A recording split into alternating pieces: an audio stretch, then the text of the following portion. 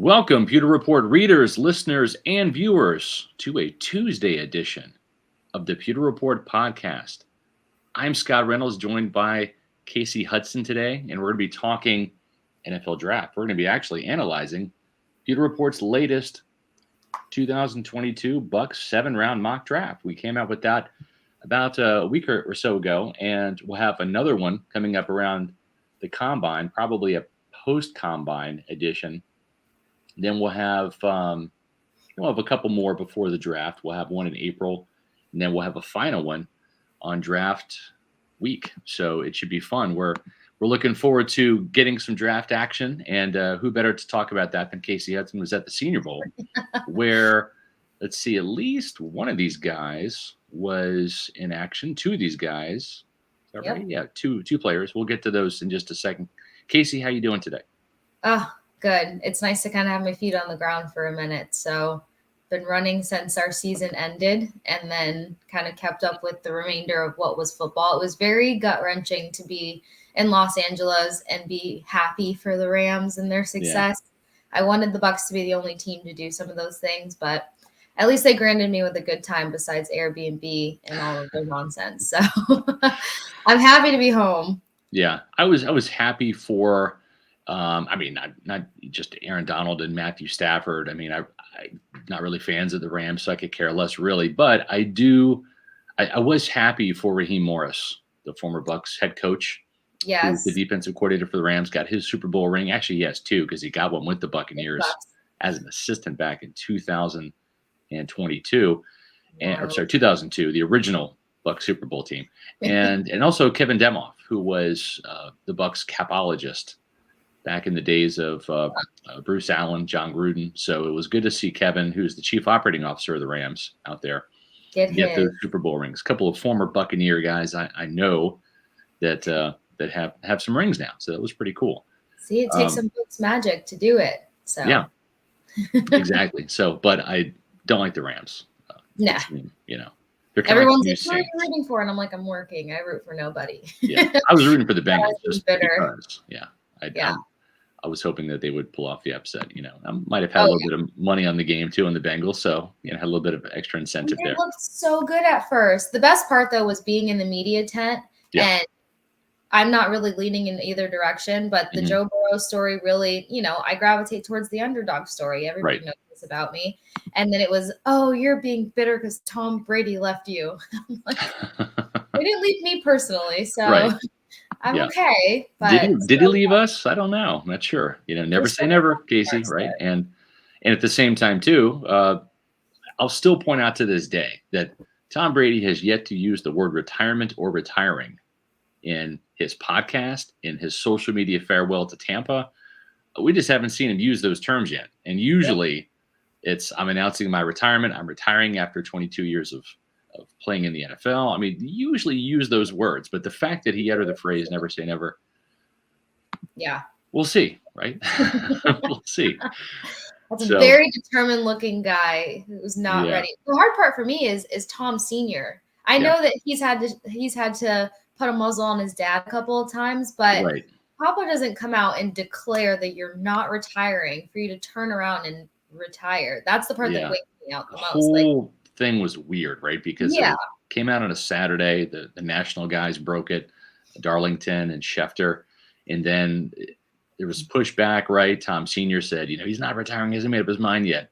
Then on Monday, Tom's like, I'm taking it day by day and we'll see, and then Tuesday he comes out and does the whole social media farewell thing. 9 and it just hours later. was so clumsy the way it was handled. It just does not seem like it's real. Yeah, we know he likes to control his narrative, so I would not put it past him to have all of this going on, and then there'd be like some sort of surprise. I told Paul John, and I believe it was JC after the last game, I'm like, there's always a campaign around what he does, and there's been no big push yet, so I could, there's still so many possibilities. There could be a huge line push, and then all of a sudden it's like, we'll bounce back like Brady with the Brady brand, and then he's back for 1 year or something crazy. So I still have hope. I was on the JP Peterson show today, and I kind of threw out something that I think maybe a borderline conspiracy theory. We'll see, but The thing is this: if Brady does want to go somewhere else, right? He kind of floats out there. Hey, I'm done. Bye Tampa. Had a good time. Let's say he maybe wants to play in the 49ers. Let's go down that conspiracy road for a second. Okay. Not sure it's going to happen. Not sure that he wants to. 49ers have told him no thanks twice, right? In the draft. And they drafted Giovanni Carmassi in the 3rd round. And, Brady lasted until the 6th round. And then also he wanted to play there before Tampa. In free agency, they had just signed Jimmy G to the contract extension. They had just been in the Super Bowl with Jimmy G as the quarterback. And they told Brady no. So he comes to Tampa, right? And so maybe he's, if you believe him when he said he wants to play till age 45, and that would be this year. Yep. That 1 year out there with the Super Bowl ready 49ers supposedly could get the job done. Keep in mind, they got to play in the Rams twice, so it's not exactly easy sledding. And the Rams is the kryptonite. Yeah, here's the thing, right? So I could see Brady, kind of telling the Buccaneers, signaling them, hey, I'm done, if they go ahead and trade for Russell Wilson, trade for Deshaun Watson, then Brady circles back around after the draft and says, I spent all this time with Giselle and the kids and kind of getting that itch again, and I took the kids to school. We did the vacations as a family. I kind of put my time in with Giselle, and I just want to play one more year. Got her blessing, and so I'm ready to come back. Oh, sorry, Tampa. You already got a quarterback. Oh, shucks. Got to go somewhere else. Got to go somewhere else. Right. Well, see, here's the thing. This is how the Bucs could block that. Sign Blaine Gabbert. Sign Blaine. Seriously. Sign Blaine Gabbert. Pay him $5 million, which would be more than double what he made last year. And say, Blaine, listen, this is your only chance for a starting job. We're going to have you compete with Kyle Trask, and you'll probably win because you're an NFL veteran and you have 4 years experience in this offense. So let's go ahead and sign you up. The Bucs would have a super cheap starting quarterback, right? After paying Jameis Winston over $20 million in this 5th-year option in 2019, after paying Brady $25 million in each of these 2 years, Casey, to have a $5 million starting quarterback would allow you to absorb that Brady dead salary cap hit, and then you free up so much more money to pay other positions. Maybe you bring back a Jordan Whitehead, maybe bring back Alex Kappa, Will Golston, right? I mean, you follow me with this? Yeah, absolutely. And I think that's a brilliant move because I actually like Blaine Gabbert. I followed his career from the Jaguars to the West Coast to coming back here.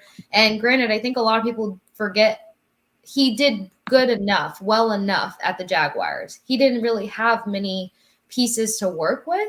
Yeah. So I think, look, when the Bucs lost Jameis Winston, as a Bucs fan, all I wanted was a quarterback that wasn't going to turn over the ball 45,000 times. Right.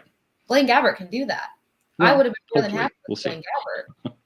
So if you notice, we're running a disclaimer at the bottom here. Okay, we're not endorsing Blaine, and we do not represent Gabbert, nor are we employed by Gabbert.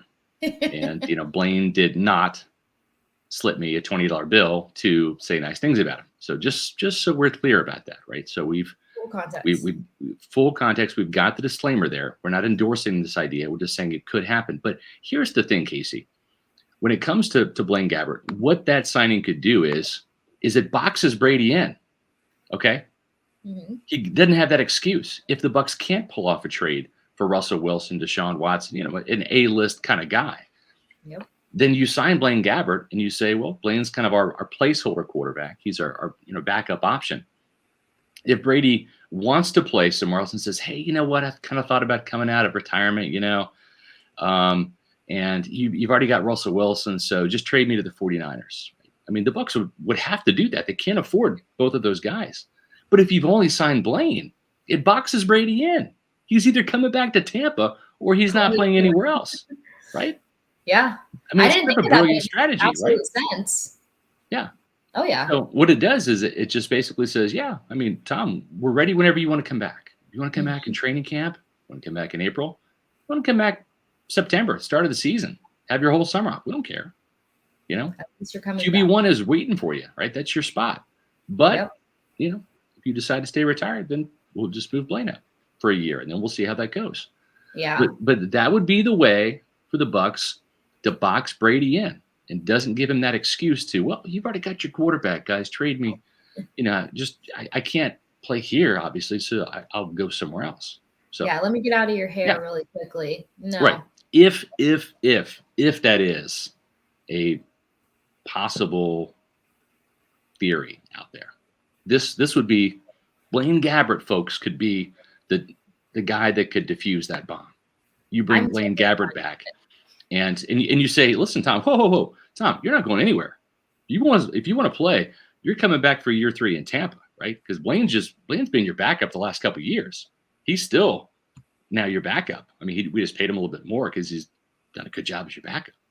Yeah. Makes sense? Takes over the reins. I'm on board for it. Okay. We know your love for Blaine, but I support this movement, especially because I cannot hear one more person say that they have faith in Kyle Trask. I mean, if the team actually had faith that he was ready, he would have gotten a couple fourth quarter reps just to really see how he manages the NFL pace, and that never happened. And yes, there were a couple games where there was a clear opportunity for them to do it, and they didn't. Yeah. People did not love that comment, but I still stand by it. I do not want to see Kyle Trask with any starting QB reps. He was QB4 last year. They're not ready to move him up, And the funny thing is, like that. I've seen a couple mock drafts that have the Bucs drafting like Matt Corral in first round. Like, they just drafted a quarterback in the second that they have no idea if this guy can play or not. It's not going to make any sense to draft another quarterback, right? You have 2 rookies and Blaine, or 2 rookies and Ryan Not Griffin. unless Loki really think you made a mistake, then that would just speak volumes. Yeah, but everything I've heard out of One Buck Place, the Advent Health Training Center, is that they like Kyle Trask. So that's the thing. And speaking of listen, folks, the good folks at Celsius shared with me this brand new flavor that they have. It is the sparkling mango passion fruit. This is the new flavor. And it's pretty damn good. It is. John likes it a little bit more than I do, and I'm not knocking it. It's good. I've got my standbys. I've kind of got some of my favorites. This is probably in my top 5 now, but this is John's number 1. So he loves this. I think you should try it too. I'm dying to try it. My girls love it. Jillian loves it. My wife Ashley loves it. So it's definitely it's a good flavor. It's just it's a lot going on. It's the mango and the passion fruit for me. The thing is, I've actually kind of circled back around. I'm on the cola kick. Oh, right. So if you're not feeling the flavors, the fruit flavors that Celsius has, try the cola flavor. This is the 3rd one I've had in the last 2 weeks, and this is a great change up. And I tell you, if you like soda, this tastes like some very, very popular beverages. I don't know how the scientists at Celsius pull it off, but damn, folks, cola tastes like cola. Orange tastes like orange. The mango passion fruit tastes like mango passion fruit. And the great thing is whether it's the cola, whether it's this new mango passion fruit, folks, there's no sugar and there's no preservatives. And what that means for you as the person who is trying to get all the energy, you're going to get the energy, but you're not going to get the sugar crash because there's no sugar. So you're not going to get that high. And then a couple hours later, you're going to be dragging. No, folks, this is sustainable energy here. Just don't drink it too late in the day because you're going to be up at night. That's how good it works. So, Casey, I'm going to tell you and everyone else where to get this. You can click on those Celsius banner ads at pewterreport.com, and you're checking out all the stories we've got. John Ledger's got a new Bucs first round, no, not just Bucs, but NFL first round mock draft that's going to hit first thing tomorrow morning. So make sure you check out pewterreport.com for that and click on the Celsius banners. And you can also go to Celsius.com, click on the store locator. And if you know which flavors you like, well, just head over to Amazon and get the subscribe and save package. That's what I do. You pick the flavors you want. They ship them right to your door, and you end up saving some money each month on those subscriptions. So it's a great way to get Celsius for a great price. You don't have to go out and get it. It comes right to you. Very helpful. Yeah. I like the Amazon stack because I do the variety. Yes. Although I was never a pop person growing up, so I don't do the cola, but I like all the flavors. I used to drink soda as a kid, like most people my age. Going to be 50 here, coming up pretty soon. It's just kind of what you did, and I've gotten healthier in the day, but I kind of long for every once in a while that cola flavored. And I tell you, folks, the Celsius cola flavor, check it out for sure. And you can get that in the variety pack, because I got a variety pack just to try some other flavors, and it came in there. So I was really happy about that. So we talked about John's first round NFL mock draft that's going to be hitting tomorrow on pewterreport.com. let's get to the Pewter Report mock draft that we came out with about a week or so ago. And Yes. you can see right there in the graphic, Casey, the teaser kind of gives it away. We have Arkansas's Treylon Burks as the first pick for the Buccaneers. Now, the thing about this is you might say, well, if they're gonna, is this because they're gonna lose Chris Godwin in free agency? And Casey, I don't think they're gonna be losing Chris Godwin in free agency. No, I definitely don't think they are. I think they're going to make him a priority to have back. And plus, Chris Godwin and his wife really seem to be grounded here in Tampa. And most people that have an opportunity to keep their roots situated, and he's not much of a money hungry guy, I think that they'll be able to come to a quality contract that works for both the Bucs as well as Chris Godwin. I don't see him going anywhere. I'd be very shocked. Yeah, I do too. And so the thing is you've got some of these national media types that sit there and say, well, whether it's Chris Olave from Ohio State or Treylon Burks, and Burks might not be there. The 40-yard dash time is important really for wide receivers. So that's that's kind of the issue there is you want to be able to see how fast or slow these guys are. That can really determine what round you're in, because that's a position where the 40 time, it does matter. And the thing with Burks that I like is he can play the slot. And why that's important is even though that's Chris Godwin's role, sometimes they'll put Godwin out for a wide receiver screen. Sometimes they'll put him out wide. Sometimes, Chris might need a break, right? So you can have a guy that can legitimately play the slot, that has some breakaway speed, some yards after catch ability, some physicality. He's 6'3", 225, that Tyler Johnson just didn't show, right? Oh, yeah. And the thing with Burks, too, is when you look at his ability to get the yards after the catch, it comes with speed. It also comes with physicality. This is a big dude. This is like if you were to take Mike Evans and Chris Godwin and put them in a hypothetical wide receiver blender and mix them up, I think this is the guy that you get, because he does have the ability to run away from some guys like Godwin does, and even like Mike Evans does, right? Ask Jalen Ramsey. But he's got the size to be that blocker in the slot that the Godwin can play the role of, and then he's got the size that you like on the outside too, against maybe some smaller corners or even a smaller nickel if he's playing in the slot. Absolutely. And as you mentioned with the slot, that's obviously a very appealing factor when it comes to this wide receiver. Even though he's not the strongest outside, what I do like, as you mentioned, is the fact that he has an ability to block. We know that that's a big bonus for Coach Arians, but as well as having that big ability to block, he's a really good deep threat. I was seeing in a lot of scouting reports, he was averaging like 16 yards per catch.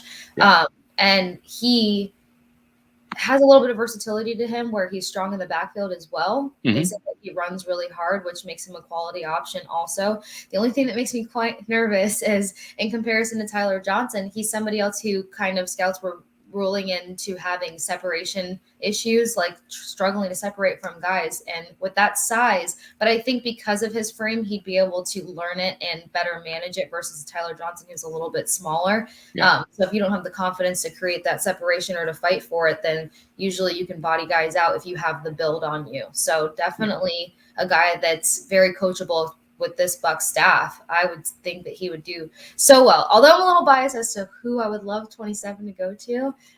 Tell us who. Who? Christian Watson. He's always going to be my number one guy. Well, because he's about an inch taller than this kid. I think he's probably 5 pounds less, and he's fast, but he's very underrated. So they could get him at, a token price. He ran 20.71 miles per hour at the Senior Bowl. He was one of the top 5 fastest guys out there. And then in his younger days, if you will, he also ran track, and he's very strong quality on special teams also. So you've got he's a Tampa kid, went to play in high school.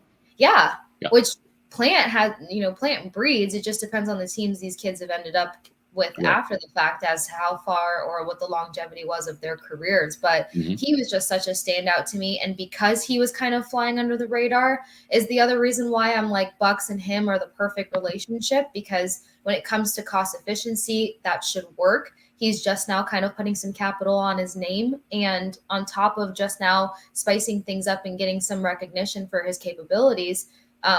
he has that versatility, and who doesn't love the full circle story of a kid coming back to Tampa? Yeah, he's a great kid too, by all accounts. And the thing too is, I would not be surprised if Treylon Burks at that size runs well, and that means he might not be there, number 27. Yeah, I saw that you mentioned right. that if he runs under a 4.6. Yeah. Yeah. Well, I mean, I think he's a 4.5 guy, and if he goes under, then I think he's long gone. If you look, Mike Evans was the 7th overall pick, and he ran a 4.51. Chris Godwin was, I want to say, 4.4, 4.39, something like that. He was a 3rd round pick out of Penn State back in the 2017 draft. But the interesting thing is with Burks, where the size has come into play is creating some of that separation. And we'll see if the 40 time has helped him, because he's averaged over 16 yards per catch all 3 seasons, 2019, 2020, and 2021. He had 66 catches for 1,104 yards and 11 touchdowns. He was a big-time producer at Arkansas, especially this past year. And they don't have the best quarterback play either, so some of that was just making things happen on his own. Yeah. But the thing about Christian Watson that I find a little interesting is I think he helped himself tremendously at the Senior Bowl. And if Christian Watson runs really, really fast at the Combine and tests well, like I think he could, I would not be shocked, because I think he's a 2nd round pick right now.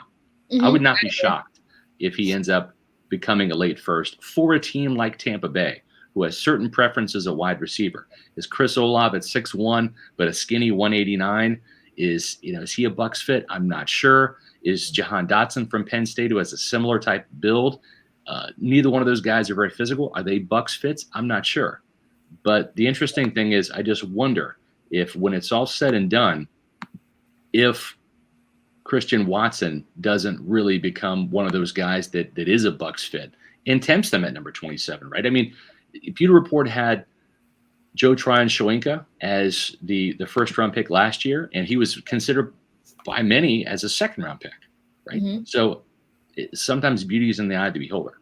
Right. And that's the interesting part. I mean, that's the most fascinating part of the draft, because we sit here and find all of these pros of these guys, and it's well-deserved accolades for each guy that's, even being considered for this next level of their career. But it really can go either way. And a lot of it depends on free agency, whatever materializes in the next 2, 3, 4, 5 weeks here, then that can change draft pick and draft potential at the drop of a dime. So John and I were talking today, right? If they don't sign Jordan Whitehead back, then all of a sudden you got a glaring need at safety, and you could go safety in the 2nd round. Jason Light's already done that twice with Justin Evans back in 2015, I believe, and then you've got Antoine Winfield Jr. back in 2020. So those are some 2nd round safeties there, right? So all of a sudden, safety could be a need, or center, offensive line. Let's say Ryan Jensen leaves.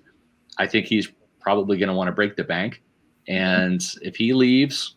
And I don't blame him. I mean, this is his last contract. He's 31 years old. So he's going to want to cash in right now. He's a Pro Bowl player with a Super Bowl ring. Stock's never been higher. If Alex Kappa breaks the bank, right? If both of those guys leave, now all of a sudden offensive line comes into play with the number 27 pick. So free agency is going to determine, right? These are almost like throwing darts at a dartboard right now, because the Bucs could have a lot of holes. And we'll know in March, for our late March, early April final mock draft.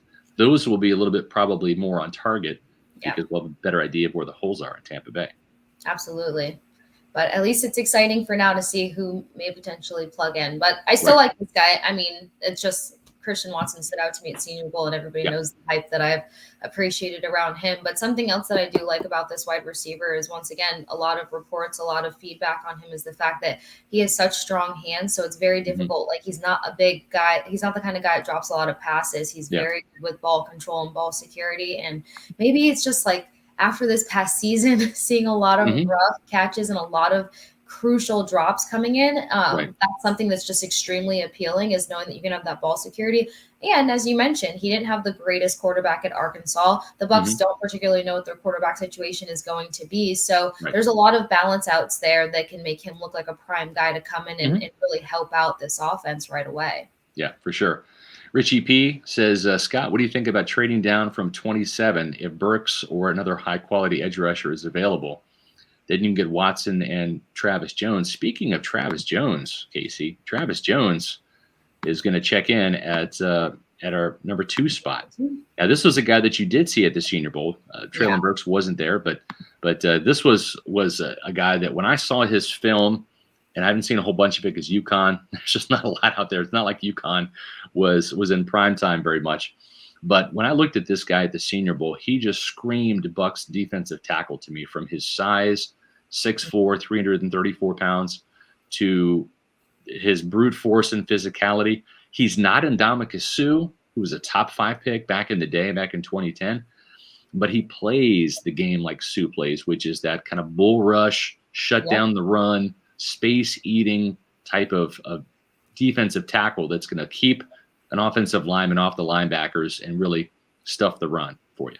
Oh, yeah. Well, a good thing about this kind of guy, I guess, okay, so putting some context behind it, UConn and me have an issue, but going to UCF, playing UConn as often as we did, losing to UConn as often as we did at first, and then coming off to the other side of things, UConn produces some really special skill set guys. They usually are very crafty in very specific skill sets, which translates to them being a part of the right team and the right system. It's not very often they have draft picks, but what you're saying is the guys that they do. When they do, they really just know play. how to hone in and be a part of a team and make a difference. So with him, also seeing him at the Pro Bowl, the first thing, or not Pro Bowl, Senior Bowl, the first thing that you notice about this kid is he is freaking strong. Yeah, he has so much power. And then diving in a little bit more as, researching him and looking at the scouting reports and stuff, a lot of things made sense. So he has a very powerful initial contact with the guy ahead of him. He's not going to be a speedster. He's not super explosive off the line, but when he gets his hands on you, it's a problem. Then he's fully in control. He can manipulate the guy ahead of him. He relies more on his power rather than speed. But, my brother's team, they switched to a 3-4 when Jimbo Fisher came into play. And that was kind of a big thing that my brother said that he had to work on a lot, was like, as soon as you get your hands on a guy, you have to make him your what, your bitch. Yeah. But once you do that, then you can create the gaps that you need to create. There's so many things you could do. So he's the kind of guy that can also come into the Bucs system and be a massive contributor and maintain that reputation of having one of the best defenses in the league. And that stood out to me with him. He's got some pass rush ability, right? He can win. He's actually got a very good swim move. I'm not a huge fan of the swim at the NFL level, because a lot of times it's like when you give up your, when you're right in the offensive lineman's grill and you're starting to throw that right there, and if you expose this part of your body, that's exactly what offensive linemen, that's all of a sudden that becomes like a glaring target, and then you're going to get taken for a ride. So I don't know how effective the swim is going to be in the NFL level. I mean, Aaron Donald can get away with it at times because he's Aaron Donald and he's just quicker than everybody. This guy, like you said, does not really work on offensive linemen with quickness. It's more about size and power. And the thing is John Ledyard and I've talked about this before. We both like Devontae Wyatt from Georgia. He's more of that classic. And if they're going to go defensive tackle in the first round, probably going to be him. He's more of that classic, almost kind of Warren Sapp-like 3-technique defensive tackle. Although, Warren, if you're listening, I'm not putting this kid in your class. Okay. Yeah, I understand that and respect that. But the thing is Wyatt's game, while he has some power, is more predicated on penetration and being a classic 3-technique, one-gap penetrator guy. And while, John, I would like to see that style kind of come back to Tampa, it's just not what the Buccaneers were all about. They had that kind of guy in Khalil Davis, who was kind of a poor man's Devontae Wyatt, a smaller guy in Nebraska, and he just couldn't play the run. This team likes the big body guys that can play the run, stuff the run. That's where the premium is. So that's why I think Jones is a fit, and that's why we have him in the second round. And we'll see if Ndamukong Suh retires. If he comes back, then then maybe they don't go defensive tackle in the second round. So we shall see. In the third round, though, moving on, we look at at an offensive position again, right? It's interesting that the Buccaneers go skill position, right? Because they might need offensive line again. Yeah, we're gonna find out pretty soon in March which holes the Bucs need to fill, and that'll kind of help our mock draft here a little bit. But Casey, this is a running back. I think I want to give the Buccaneers another running back, and you know why? They only have one under contract, actually two, right? You've got Keyshawn Vaughn and you've got Kenyon Barnard. That excites you, Casey? not at all. Not at all. But as you guys know, I've wanted a whole different style running back for 3 years now, yes. maybe even going on 4 years. So what kind of running back do you want? About your pick. I need a more dense body as a running back. And that's why I was so excited about your power. Pick. Yes. More power per hour. I do not want to see dirty dancing moves on the field because you're an undersized guy who just relies on being shifty and speedy, but you can't really be explosive in gaps. You can't power through tackles. You can't break tackles, for crying out loud. Right.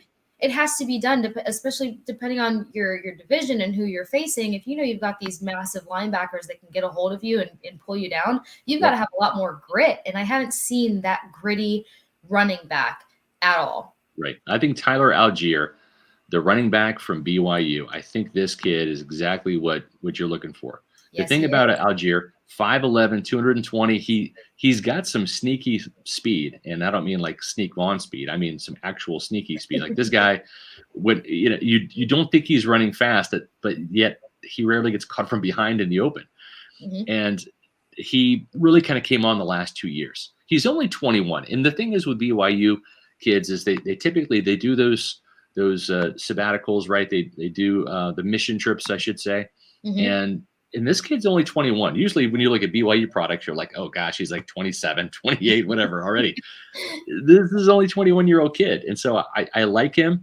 The more I watched him, the more I was really excited about his fit for the Bucs, because he is a little bit different than Keyshawn Vaughn. And even if Leonard Fournette comes back, I think this guy is a little bit different than Leonard in some respects. Right? And a nice 1-2 punch, if you think of it. Like that would be fabulous.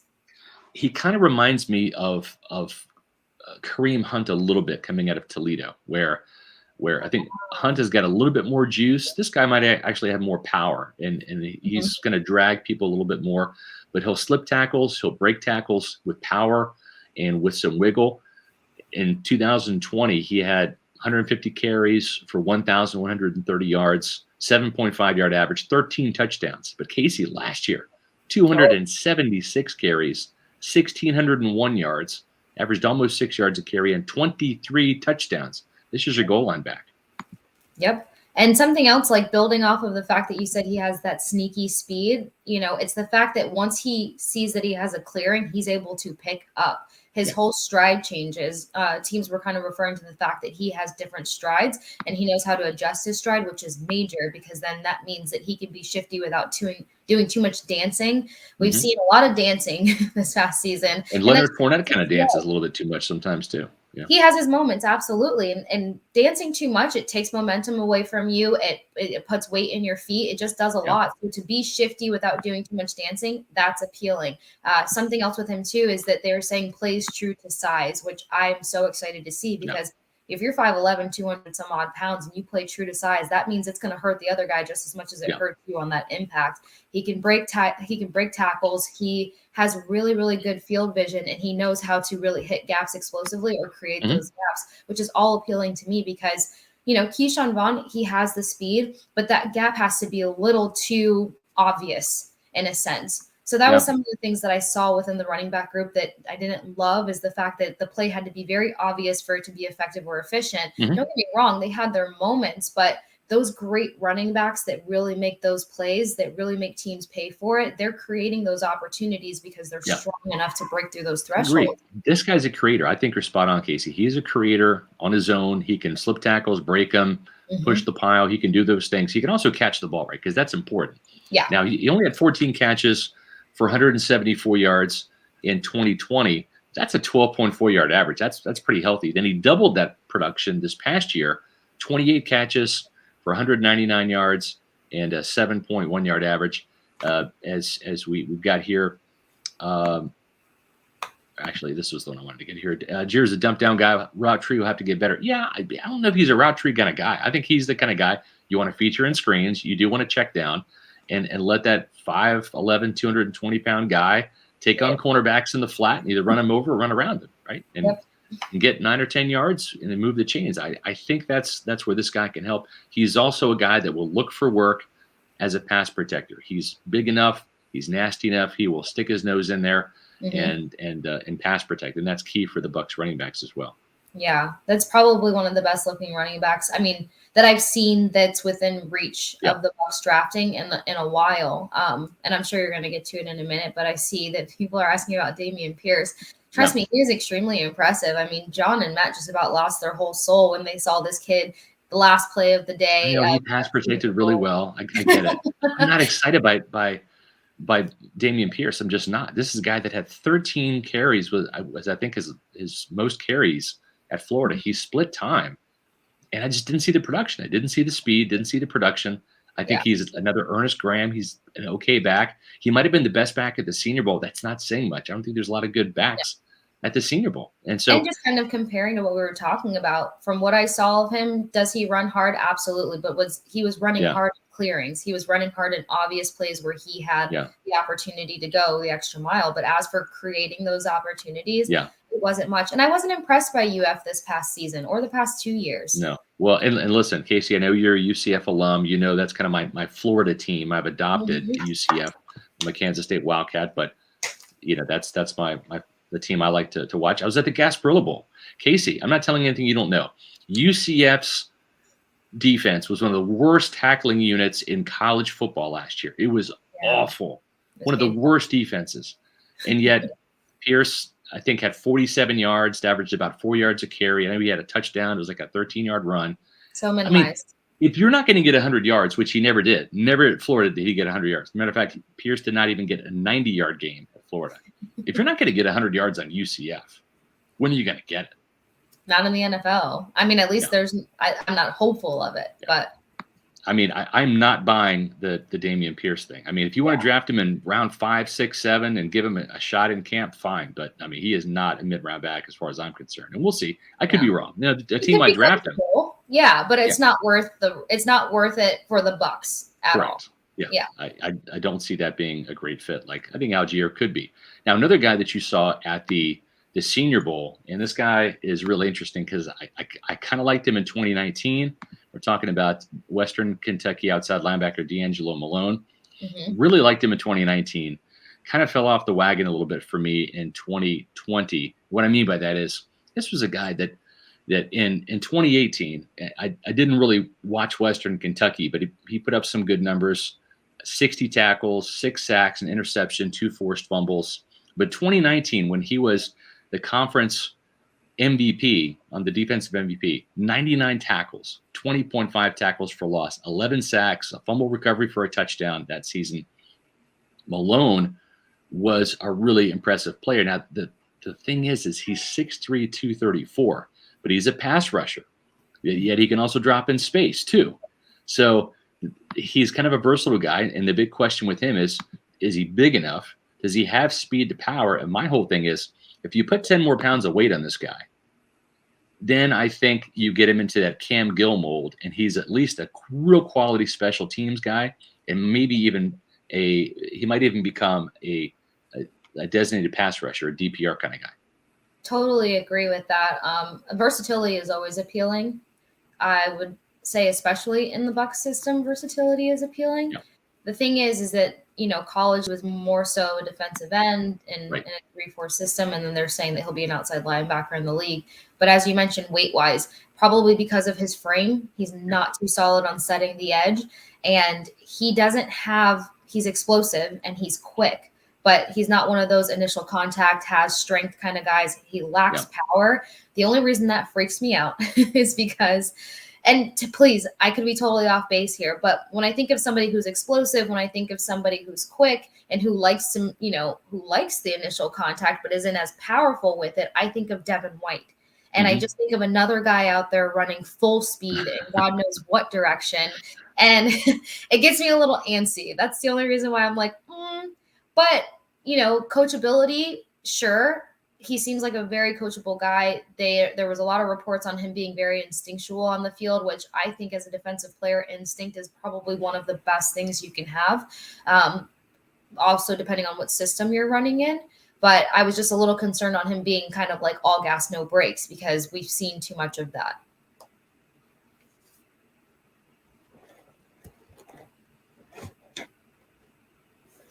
You see there? Yeah. Can you hear me? Technology is great when it works. I lost my internet feed there for a second. Sorry about that. But yes, I had a nice picture to look at. Exactly. The thing with D'Angelo Malone that I do like is I do like the production. I like the speed off the edge. I like what he did at the Senior Bowl, as even he showed some speed to power as a bull rusher on a couple of reps, and that really kind of surprised me a little bit. But this is a player that racked up 349 career tackles, 59 tackles for loss, 32.5 sacks, 8 forced fumbles, 7 pass breakups, a fumble recovery for a touchdown. He was the American team's MVP at the Senior Bowl. 6 tackles, 2 quarterback hurries, half a sack in the game. I just thought that he had a pretty good week. I think his size limitations and how you're going to use him, he kind of maxes at a mid-round pick, but I think he's a Bucs fit because of that explosiveness and that speed off the edge. And, again, the key is getting him to 245, getting him to 250. And I think that can happen with an NFL training regimen. And that's key because Shaq Barrett's not the biggest guy at 6'1", 250, right? But yet, if you have some power, if you have some size, and this is a guy that is not a sloppy frame. I mean, he is every bit a muscular kind of guy. If they can just put some more weight on him, or he can hold up a little bit better against the edge, I think he could be a fit in Tampa Bay's system. Yeah, absolutely. I honestly just think it comes down to giving him more of a sustainable weight to play at the NFL level and speed. But I totally agree that his quickness and his explosiveness is very appealing, especially if he's not, again, just kind of going to be full speed in one direction and not be more, meticulous about it. Very aggressive with the plays, not just kind of heading in any direction. But the Cam Gill comparison, I mean, Gill stepped up a lot this past season. I will say at the end of the day, he seems very coachable. So if they can get some weight on him and coach him up to be an asset in that position, drop him back to outside linebacker, he could be of use. I like his length. I like his ability to, his quickness to get in and push pockets and stuff and make plays. But yeah, I mean, at least for where he's at in the draft, it's a worthy pickup. It's a worthy investment, right, Casey? Just like our friends at Immuni Financial can help you with investments. At Amuni Financial, we help you live in the now. Congratulations. We're so happy for you. Thank you. And even though the now may feel very different, you still need to plan for the future. How's retirement treating you? Oh, just fantastic. I know I say it all the time, but you really got to come up to Colorado. Let's do it. All right. Yeah. We can help you develop that plan to keep you on track so you can still prepare for tomorrow today. Amuni Financial. Plan ahead, stay ahead. Managing your family's wealth means more to Immuni Financial than simply allocating your assets. It means legacy planning, brokerage and advisory services, retirement accounts, college savings accounts, and insurance services. With over 40 years of experience in the Tampa Bay area, let Immuni Financial help you plan ahead and stay ahead. Folks, do what I did. I called Immuni Financial for that risk-free consultation. No obligation, folks. Give them a call at 1-800-868-6864. Let them help you plan ahead and stay ahead with your finances. Get ready for your kids' colleges. Get ready for your retirement. They can also help you out with insurance. Visit them on the web at amuni.com. So, Casey, it's interesting, right? Because we're the DBs, right? We're the defensive backs in this mock draft. Well, the problem is it's only 6 picks, right? Yeah. And we don't know if they're going to be drafting a defensive back, if Jordan Whitehead leaves via free agency, and I hope that's not the case, right? I think that they need Whitehead. I think that he is a heck of a player, right? Emily agrees. So I think that he comes back, especially if the Buccaneers don't have to pay top money for a quarterback. And maybe they will, and maybe that will be, the thing where they got to decide between Carlton Davis and a franchise tag money for him or Jordan Whitehead. But it could be a thing where they get both of those guys back, and then they can kind of see how Sean Murphy-Bunting and Jamel Dean and Mike Edwards, how they all perform in a contract year, right? Because if you're drafting a cornerback in the second round or even a safety in the second round and the Gravediggers are back for another year, then those guys that you just spent premium draft picks on really aren't going to see the field unless one of those guys, goes down again, goes down the tubes. So doesn't that kind of make sense a little bit while we're showing a little bit of restraint on the defensive back position? Well, absolutely, because something else, and maybe it's just, high hoping over here on my end, but I think the Gravediggers need to redeem themselves from last season. There wasn't much grave digging going on besides injuries, and it was kind of on their own end. So it would be great to see, I only know so much from an athletic perspective, kind of growing up with some of these guys, but Jordan Whitehead, what you can do in this system. Yeah, he had a really good contract year too. Yeah, really good year last year. Great year. You know what you can do in this system. You see that the fans are so appreciative of you and what you bring to the Bucs team.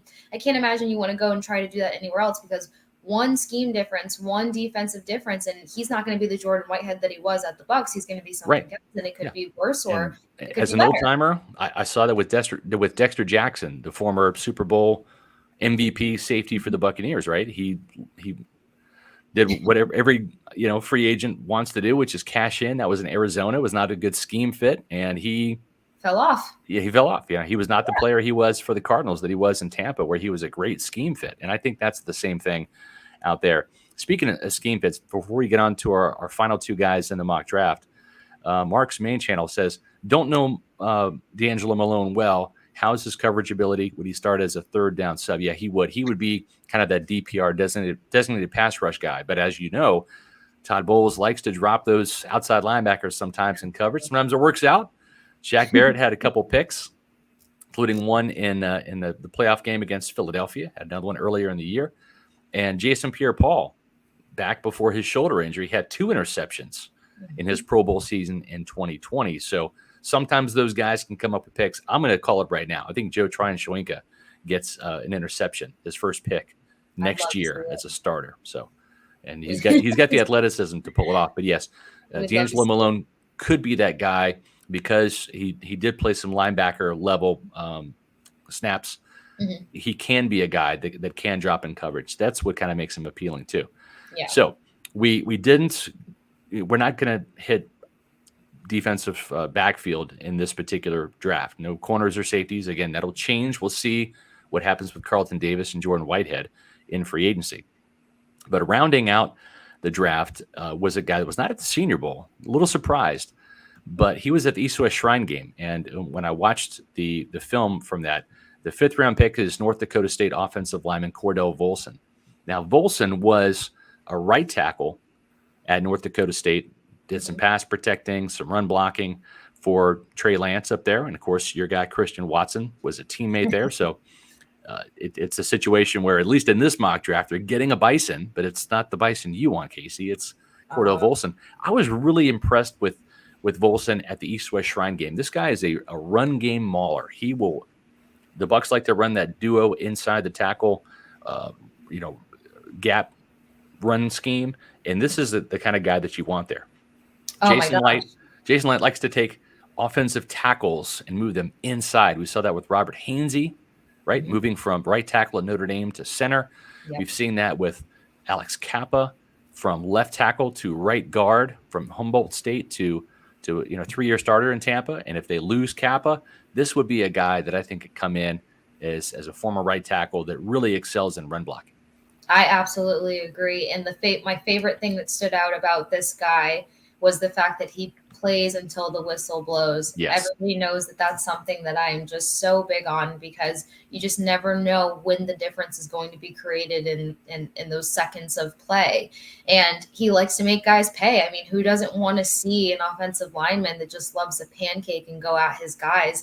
And that just kind of kicks in that natural protective instinct that the offensive line is supposed to have anyway. But if they do lose a Kappa, who's not so much on the aggressive side, but, and Jensen, who we know likes to finish guys, the exact description next to this kid's name was the fact that he is a finisher and he plays until the whistle blows.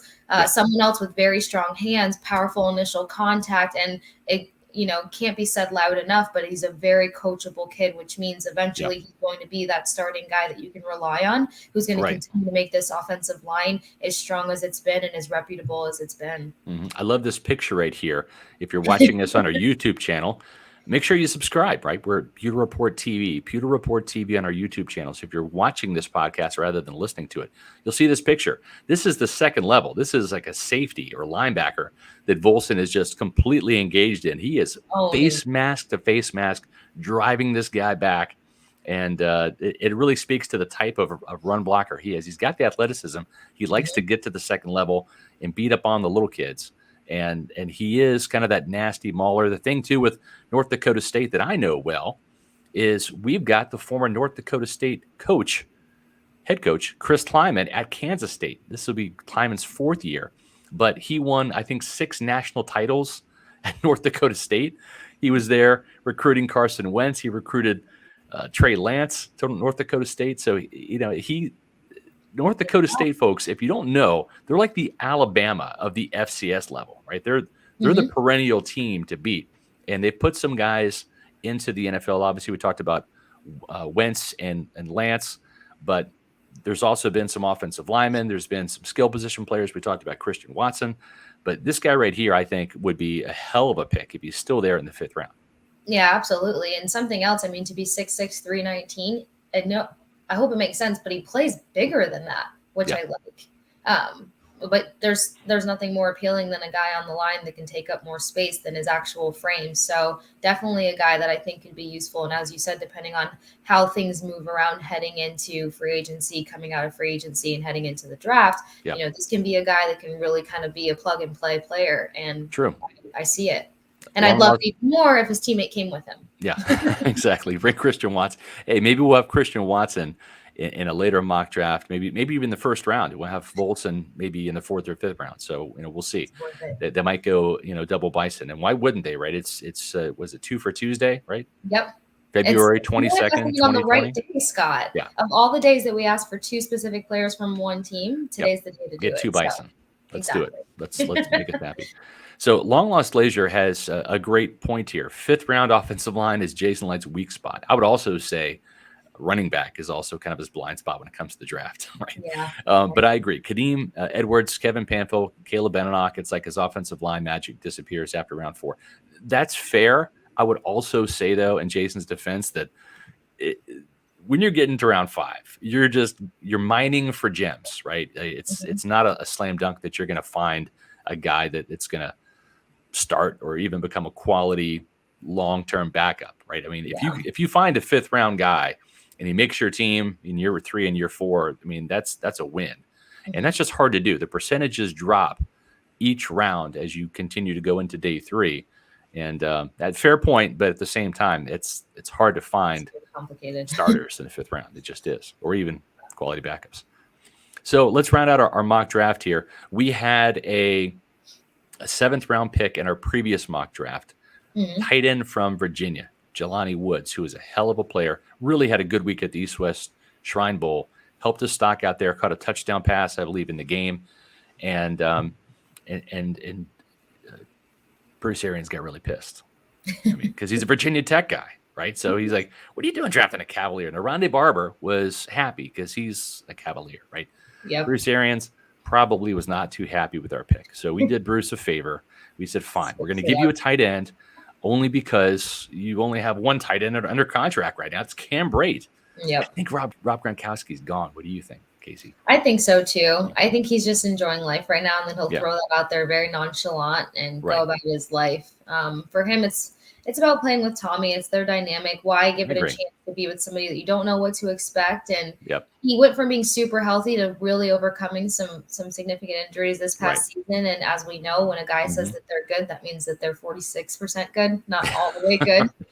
I think he needs to just relax. I'd be sad to see him go. I'd be happy to have him come back, but I don't really see it. I think Cam Brate's coming back at a reduced salary again. He's going to be 31 this year. Ideally, you're number 3. He might have to be the number 2. I think they're going to have to throw some draft resources at the tight end position. And so Bruce, not in favor of the Cavaliers. He wants a Hokie. So we're going to give him a Hokie, damn it. James Mitchell is the 7th round pick. Now, the thing with Mitchell is you see him taking a handoff here.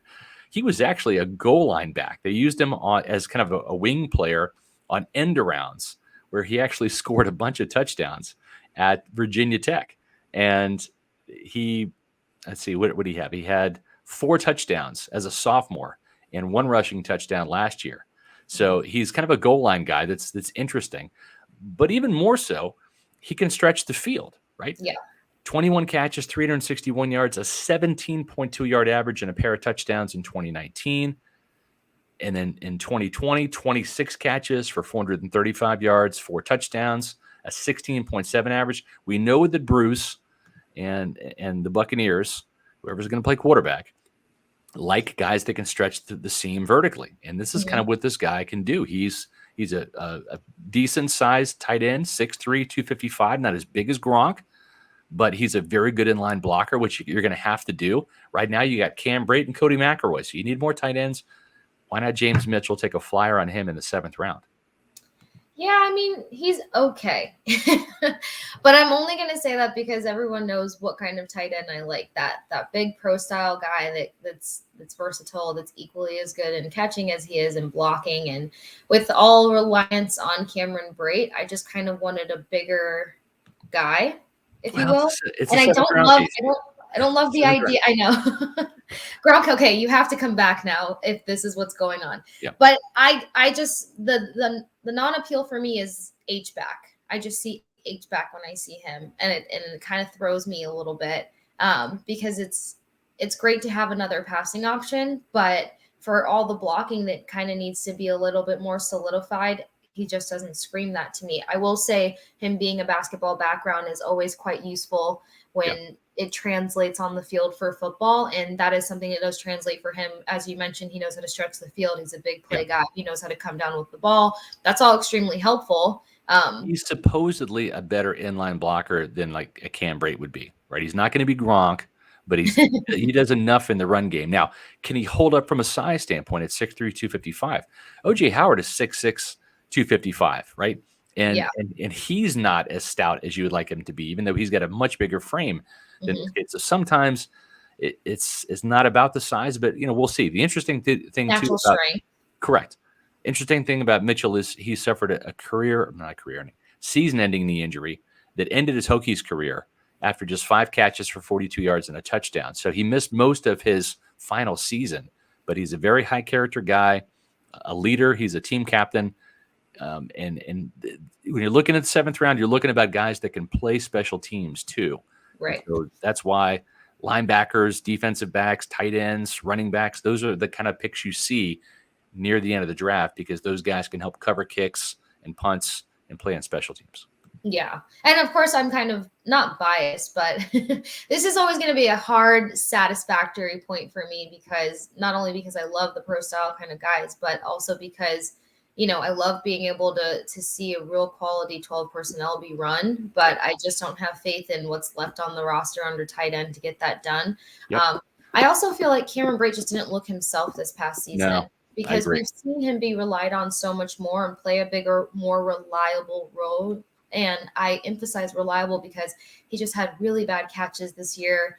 And he just kind of really looked gassed in certain plays and circumstances. So depending on how offseason goes and what shape Cameron Brate returns in, yeah, sure, I'm okay with Cameron Brate. I don't mind him, but I really just kind of wanted another really reliable, strong.